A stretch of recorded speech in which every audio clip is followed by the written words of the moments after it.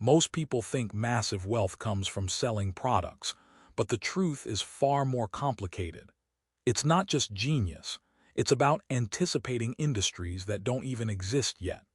We're diving into the calculated bets and revolutionary shifts that put him at the top of the richest list. After figuring out the playbook with Zip2, realizing just how profitable scaling software could be, Elon didn't rest on his laurels. Next, he dove headfirst into the world of online payments, a system that was only just starting to gain traction in the late 90s. This pivot brought him directly into the orbit required for PayPal's creation, a massive undertaking co-founded with notable figures like Peter Thiel. The early days were less about writing elegant code and more about engineering digital trust on a global scale. It was an incredibly brutal education that taught him how much value was locked within infrastructure, not just consumer convenience. What mattered wasn't just the colossal payout when PayPal eventually sold to eBay. It was understanding the playbook. Building indispensable platforms creates unmatched exit potential.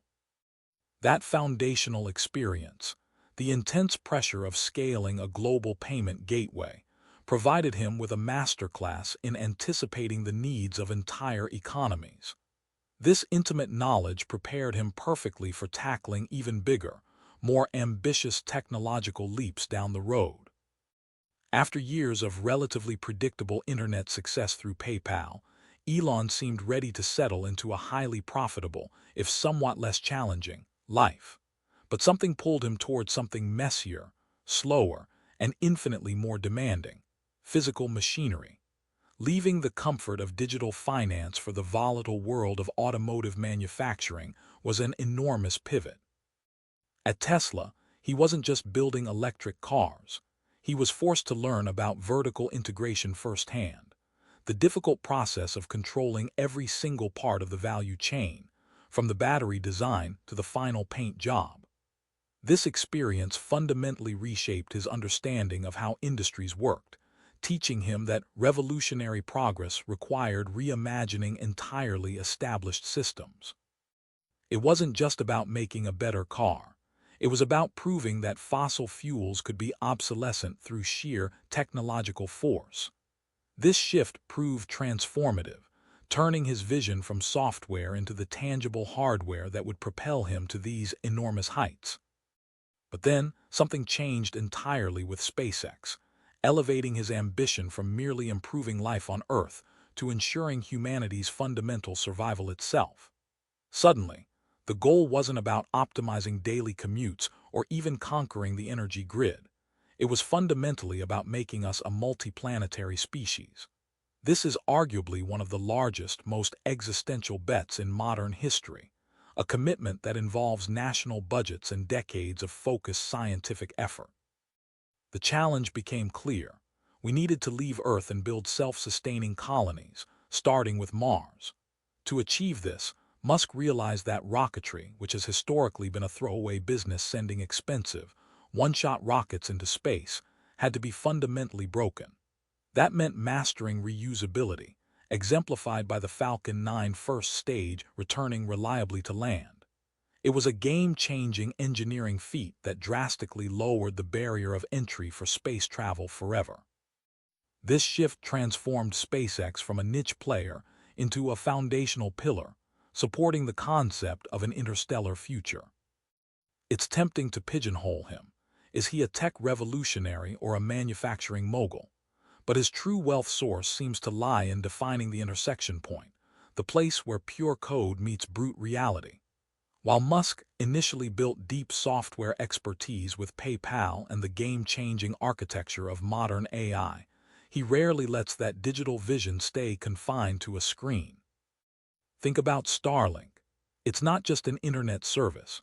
It's a massive, complex constellation of actual physical assets orbiting Earth, all managed by revolutionary software algorithms.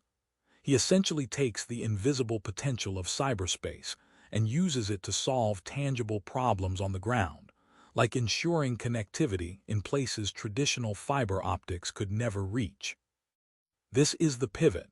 Using superintelligence, whether it's guiding a self-driving Tesla or optimizing the launch schedule for SpaceX rockets as the core product. Instead, he treats advanced algorithms not just as theoretical tools, but as critical blueprints that dictate exactly how physical infrastructure must be built to function.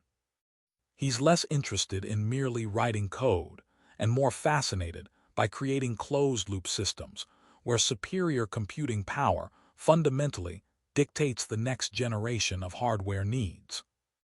If you look at the portfolios of ultra-wealthy individuals, the common thread is rarely safe investing. Elon Musk's wealth isn't built on steady dividends or conservative bonds. It's defined by calculated, massive swings toward the improbable. He consistently treats caution like a liability, preferring bets that have the potential for moonshot returns or total failure. Think about SpaceX. Launching a rocket is inherently dangerous and astronomically expensive, yet he poured billions into iterating designs when most aerospace engineers would advise sticking to proven models. Similarly, Tesla didn't explode onto the scene offering minor car improvements. It fundamentally challenged the global energy status quo by betting on batteries and electric infrastructure before the mainstream was ready for liftoff.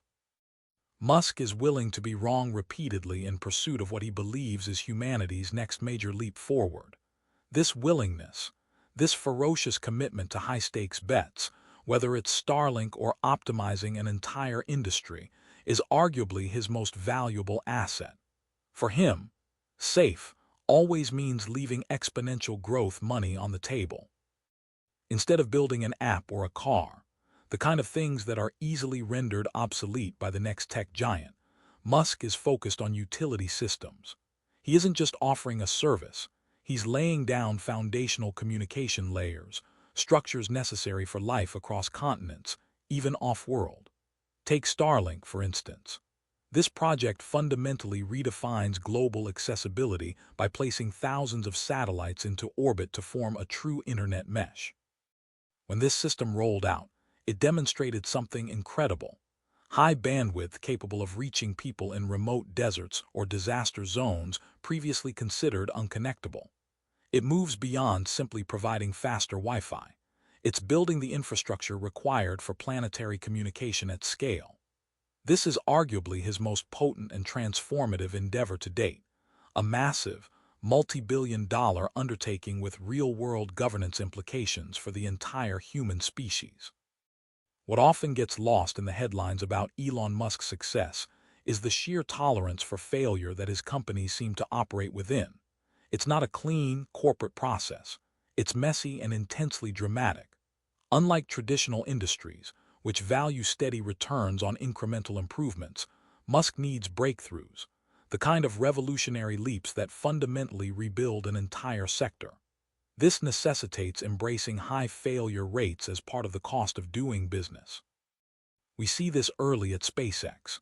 When those initial Falcon 1 rocket launches failed spectacularly, most companies would have retreated and revised their models. But Musk's philosophy was that failure wasn't a setback, it was data. It forced engineers from California to stare down massive technical hurdles until they found the breakthrough solution. This approach demands an almost reckless psychological acceptance of risk that few corporations are equipped for. He doesn't want 5% improvements. He wants to get humanity off-planet or completely rewire transportation, and sometimes, getting there means blowing up expensive prototypes in Texas first. The core truth about extreme wealth is that nobody gets there by accident. They are sophisticated arbitrageurs who don't just react to the present market. They bet on inevitable future demand cycles. Think of it like noticing where society is going before the general public even realizes it's moving. We see this pattern with companies focused on energy transition or space travel, sectors that fundamentally alter human civilization. Tesla didn't just sell electric cars. They positioned themselves decades ahead to meet the predicted global shift away from fossil fuels, a massive bet that paid off spectacularly in the 2010s. It took recognizing the necessity of sustainable power storage years before mass adoption was possible. And look at SpaceX. It wasn't even about building rockets initially. but rather securing humanity's long-term insurance policy by making multiplanetary existence a reality. The real skill isn't just innovation. It's having the almost impossible ability to accurately predict when Earth itself will become too small or inconvenient for our accelerating ambitions. Ultimately, Elon Musk's wealth isn't just a measure of genius. It's a blueprint for radical bets. The takeaway isn't to copy his companies, but to adopt his mindset, that every seemingly stable industry has an unsustainable point, and true value lies in building the solution before the catastrophe hits. Don't invest your time until you understand the underlying infrastructure.